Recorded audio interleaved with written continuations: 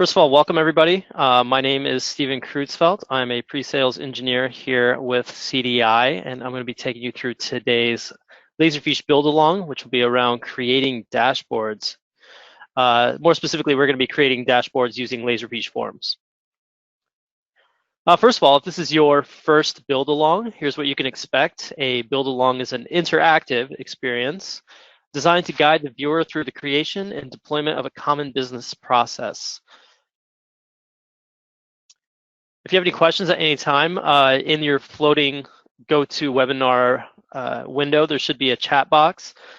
Please post all of your questions into the chat box. I think there's also a question box too. I check both of them, but if you have any questions, go ahead and post them right away, and I will go over those at the end of the webinar and answer as many questions as I can. But we will have time at the end dedicated for that. Tips for success. First of all, take good notes. Personally, I like to take screenshots. So if you've got the little snippet tool or you want to take screenshots, I find that's a lot more helpful when I'm trying to go back and pick apart what was done.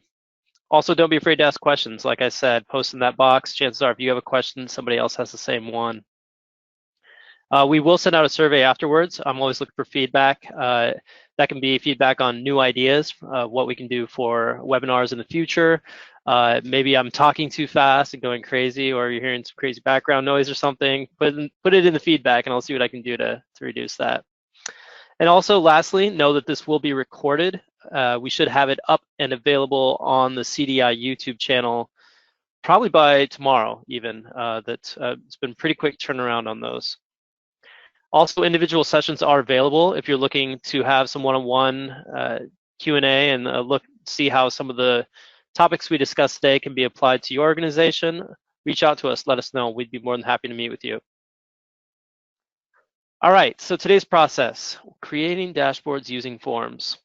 The intended audience for this webinar is going to be Laserfiche Forms administrators and advanced forms user or advanced Laserfiche users. That it is going to be similar to the last webinar I did last month with advanced forms processes. We're going to be borrowing a lot of those different activities and a lot of the same things that we talked about last month to build our dashboard today. If you're following along at home, we will need access to Laserfiche Forms. We may look into the Laserfiche client briefly, and then the admin console as well. I'm going to begin by taking a look at an example of what it is when I say dashboard. What I'm referring to is a dashboard within Forms. We'll then go ahead and talk about some of the different tips and tricks, and then we will finish by building along and actually start to create a dashboard from the ground up so you can see that process and what goes into designing those. All right, with that, let's go ahead and jump in.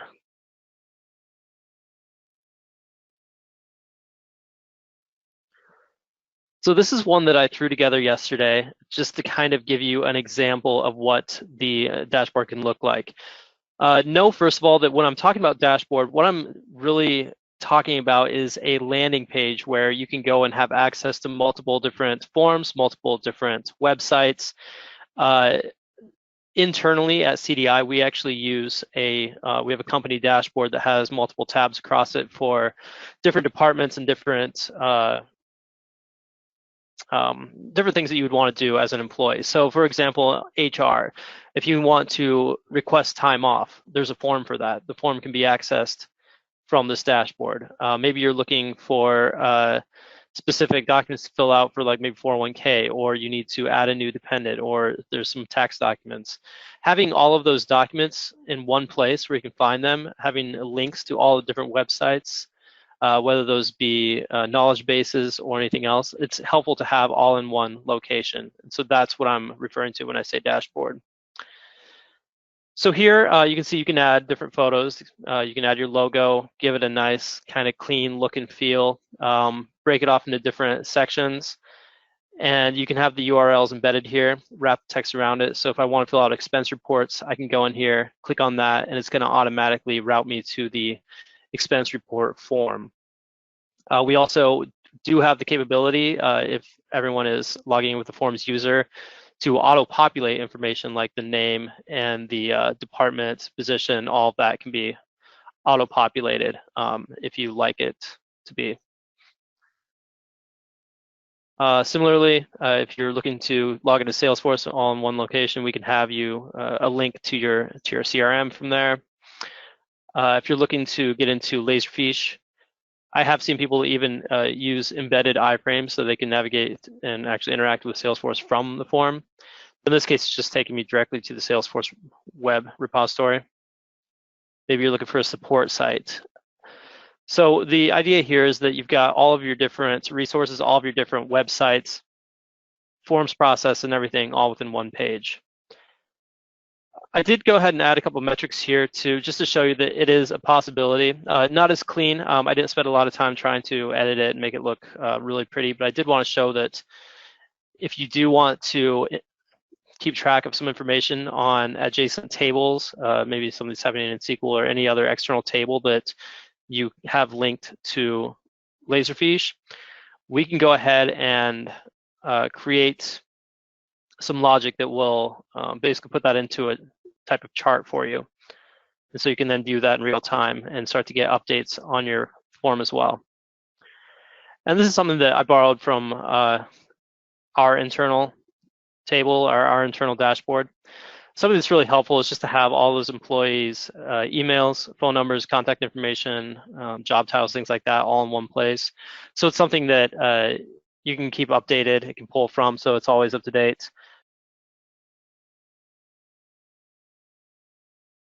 But as you can see, keeping a list of all of the employees and their access information or contact information is another capability here. So that's what I would call like a brief overview of a really broken down, very basic, rudimentary dashboard. How you choose to build this out is kind of up to you. It'll change depending on what it is that you're looking to do. It's going to change depending on the department, but all of the basic capabilities are here. So let's go ahead and take a look at some different tips and tricks and how we're actually building this out. So as you know, with forms, it's pretty simple, straightforward, drag and drop. But 9 times out of 10, when you're designing a form, you're really just looking to grab some information from whoever's filling it out. First name, last name, address, email, phone number, things like that. But what we're doing is we're taking those same types of functions, we're trying to repurpose them so it's a landing page. So first and foremost, you're probably going to want to find somebody in your organization who has a little bit of programming experience, because we may need to borrow them to write a little bit of HTML, JavaScript, and CSS. Those are going to be the 3 programming languages that are going to be utilized the most. And if you were on the call last month, you'll know that I sent out a document that had a lot of pre-written JavaScript and CSS on it. And I did use some of those. First and foremost, when a form is created in Laserfiche Forms, by default, it usually has a submit button. It usually has routing steps for approvals and rejections and where the form is going to be saved. But in this case, the first thing we need to do is get rid of that submit button, because we don't want to be like, oh, what a very nice dashboard that the entire organization is using. Let's go ahead and submit that, and now it's gone. So the first thing that I've done is wrote out this basic JavaScript to say hide the submit button. And I think I actually left in the if a certain checkbox is checked, then it can show up, but didn't put the checkbox on here, so it's not going anywhere. So once we hide the submit button, it becomes static, so it's not going anywhere. It just acts like a web page at that point. I also use some basic CSS to say that 2 per line, 3 per line, being able to basically change the look and feel of it, so that way we can have those inline block features, so everything lays out, looks a little bit nicer, a little more pretty. But these are all aesthetics. It's all just little things to change here. The main functions that we're going to be looking at are actually done when we're designing the layout, when we're creating each one of those activities in those fields. Most of these are using the custom HTML option right here. And I don't want to freak anybody out too much, because it's honestly pretty easy. Anyone who's used to being on my webinars knows that I am not a programmer. I like to say that I can read it, but I don't speak it. I can look at HTML, CSS, JavaScript, kind of know what's happening, but when it comes to actually writing it down and typing it out, I can't just ad hoc code. I usually rely on cutting and pasting and things like that.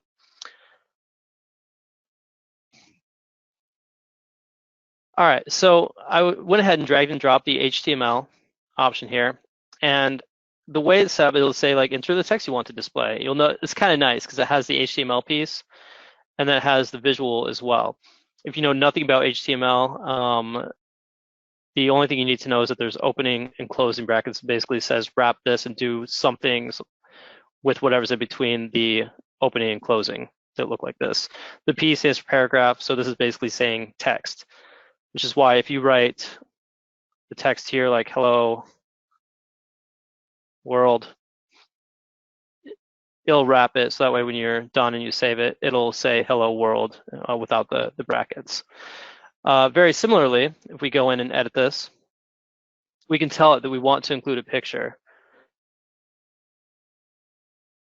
And in here I can grab a picture of Menominee Falls or somebody, and it'll bring in that picture. If you look at the HTML, it's actually grabbing that image and everything else and writing that for you. So it's kind of nice that it handles all that on its own.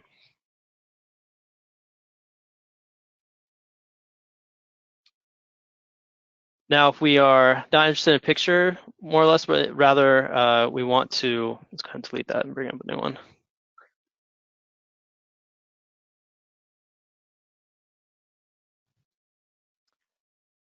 Now, the most common one is going to be using the link. So within HTML, if we want to grab a hyperlink, it'll ask us what link do we want to use. And for example, maybe I want to bring in, let's grab my, it's a good link here, just the forms inbox. You'll put that in there and add it, take out the enter text to display. And then if we say that we're done, sorry, hang on just one second.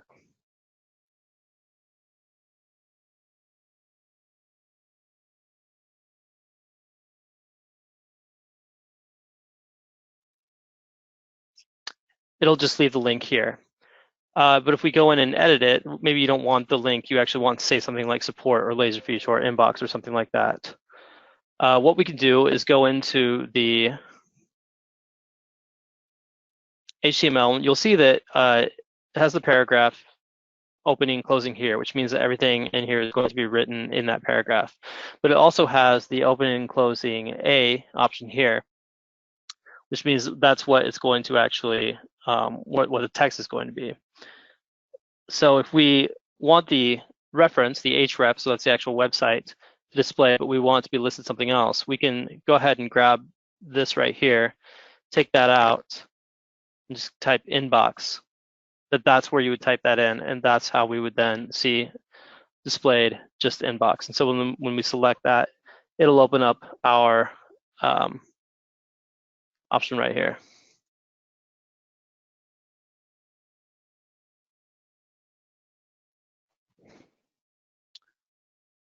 So from there, we can see our inbox. And that can be done, like I said, with any type of website or anything like that. That's how you would go through and add that. Now with some of the other options here, so we have the table. The way that I set that up is if we look at this,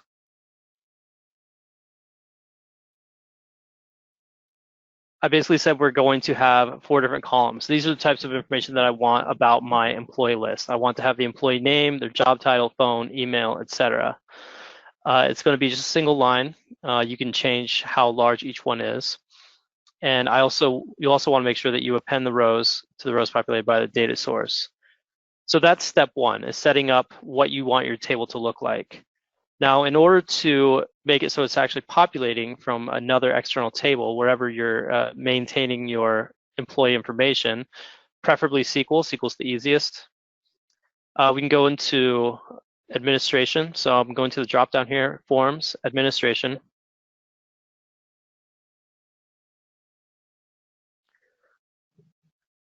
And then go to my data sources. So on the left-hand side, we have system security data sources.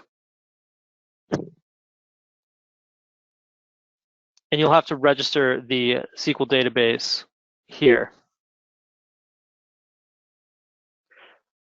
So it'll ask you for some basic information. You'll need to know the DBMS type, which is Microsoft SQL Server. You'll need to know what the actual server is. In my case, it's Laserfiche, as well as the database of external tables. Then any tables that you have down there or inside that database will then be accessible. Once you have that tied back and you fill in that information, you'll need to tell it which one of the processes are going to be utilizing that external table lookup. And so what you can do is go ahead and add that and remove that process. So I've got the CDI dashboard. The CDI advanced forms from last month are already checked, which means that they're able to go in and query that SQL table already. So from there, what we'll do is we go back to our design.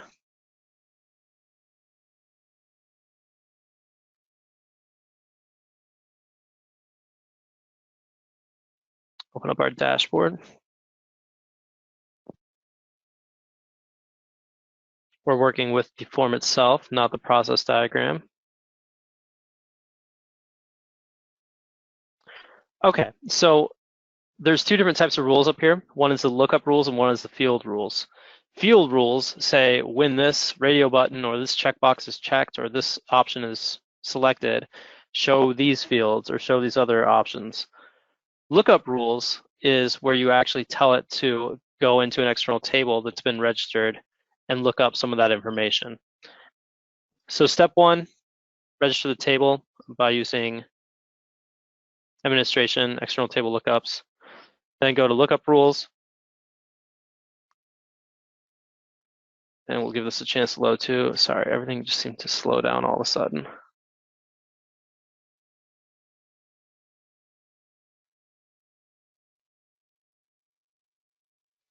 And so what you'll see here is I have a couple different rules. The way this is set up is say, first of all, I want to use my external tables as my external lookup. It's the only one that I have. That's the SQL one. I'm looking up to a table called The Office. Any of you who are fans of The Office will recognize that my names, Michael Scott, Dwight Schrute, things like that are all from The Office. I'm not looking to sort it. And there could be a condition that says when something matches something, fill in this. But for the first one, all we want to do is say we want to fill in the table just indiscriminately with the employee name. So fill table employee with the data source value, and there's a list of all the columns I have in my SQL table. And so I want to have, I've got first name, last name, but I also have employee name. And so we want to fill it with employee name. And we want to add that as new rows. In fact, we want to add each of these as new rows. So the step two then is saying that external tables, table view, make sure you have the same table, and say that when the employee matches the employee name, so when this is matching and when that's complete, fill in the email with the email, table job with the position, phone with phone, and each one is new rows. And so then once we do that, and those rules are set, then when we go into our dashboard, we can actually see all this information. It'll automatically fill the employee, and then for each one, it'll then go and do the lookup. And so that's why it takes just a second longer to populate those. But then you have the job title, the phone, email, etc. So that's how that works. Now, the last piece that we haven't looked at yet is the, oops, cancel that. What I really want to do is just go to my layout. Don't need to save any of that. The last piece is going to be just how do we have those metrics, those KPIs and things like that. And all I did for the example was basically show the proof of concept, that what we will need to do is there will be some programming that goes on in the background of which external table are we pulling from, and then there will need to be some JavaScript in there as well to have it formatted into an actual graph. So that's all pretty extreme. I just copied and pasted this from this website, so gstatic.com. Make sure that I give them credit. But with the right conversation, as long as we have that stored somewhere, it is something that we can make happen on your dashboard. So with that, that's dashboards in a nutshell. Pretty straightforward, not a lot to show. With that, why don't we go ahead and let me wrap up my presentation here, unless I close that.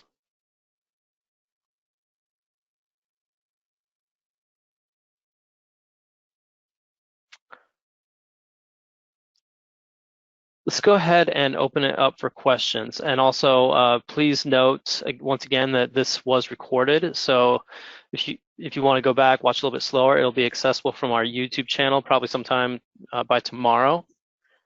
And also feel free to reach out to me personally, and I'd be more than happy to answer any questions for you then later. But yeah, let's go ahead and open it up.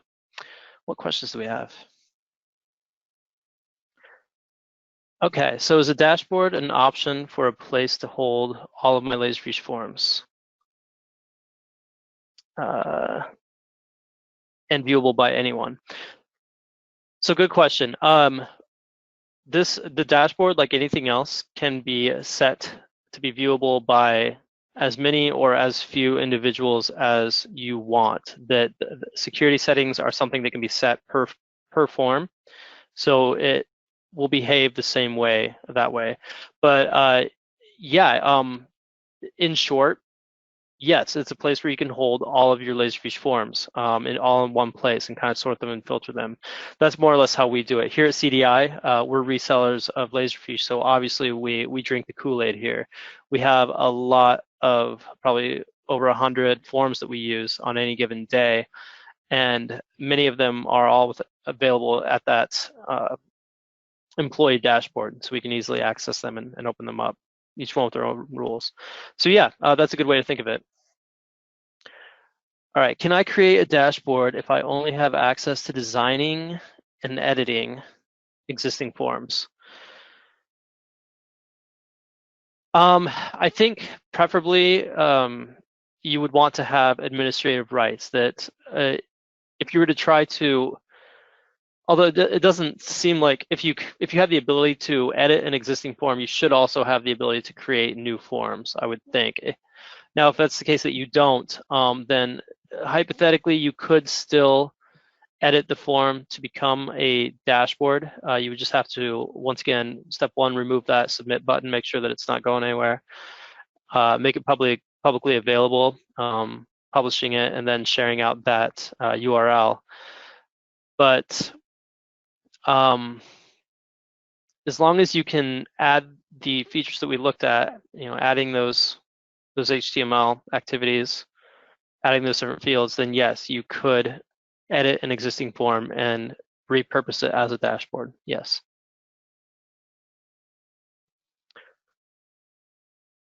Where can I find the pre-written templates to customize the dashboard and/or forms? So the first, I guess when I think templates, I'm thinking of, sorry about that, let's go ahead and open this up. The pre-made business process library. There's a lot of stuff in here.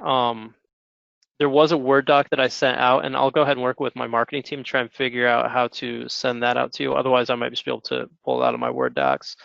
But if you go to the business process library, all I do is go to design, and then there's like, do you want a blank process, form submission, and business process library. There's one specific one in here.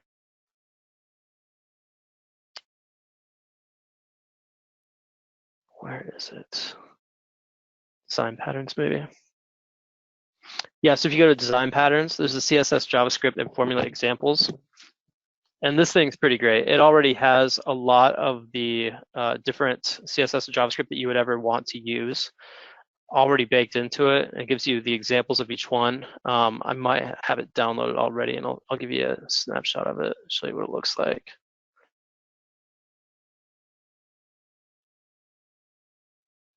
But when I created that Word doc, I basically just cut and paste and borrowed some of these and then added some additional information to it.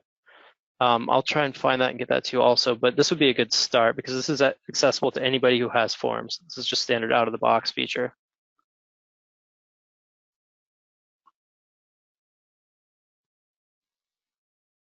We're just working at snail speed today.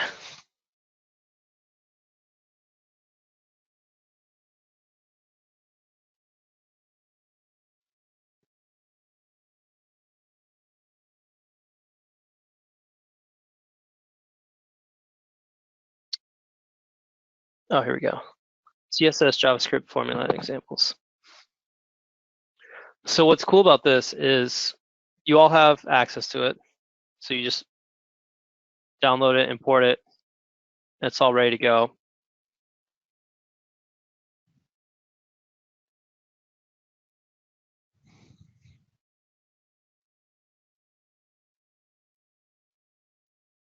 After we trim this video, it's going to be like 10 minutes because of all this time we're spending waiting for stuff to spin up.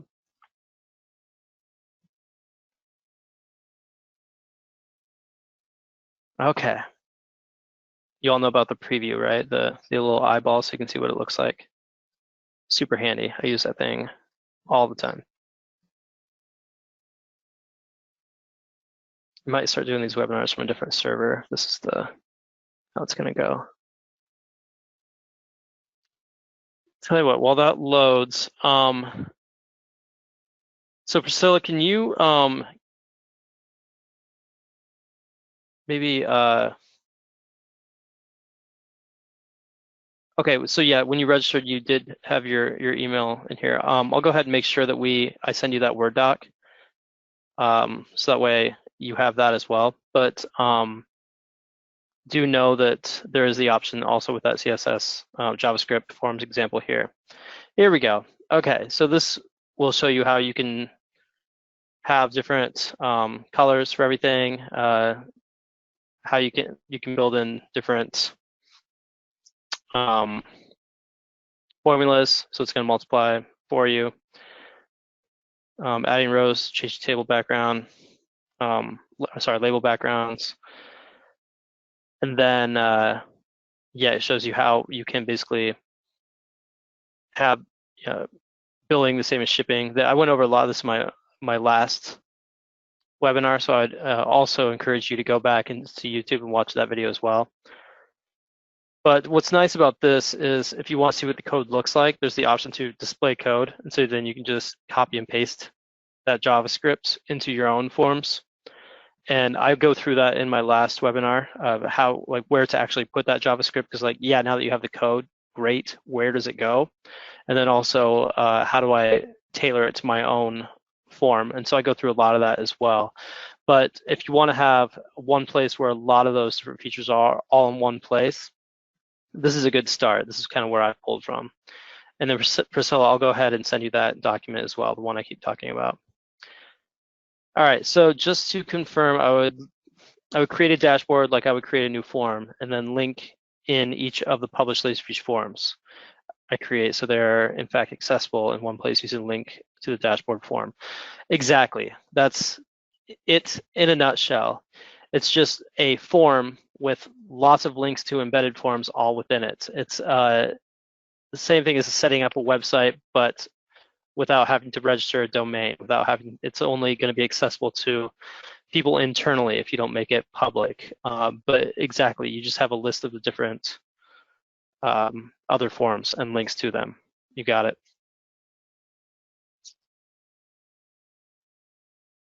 And the CDI team would be more than happy if you're interested to help come up with a design or answer any questions if you're having trouble getting it off the ground, things like that.